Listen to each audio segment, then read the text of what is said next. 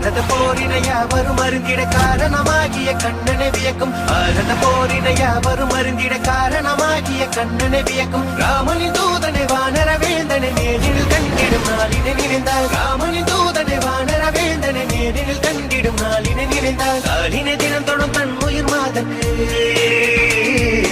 காலினை தினம் தொடும் தன் உயிர் மாதற்கு வானர பேரனை வார்த்தையில் விளக்கிய கிருஷ்ணா கிருஷ்ணா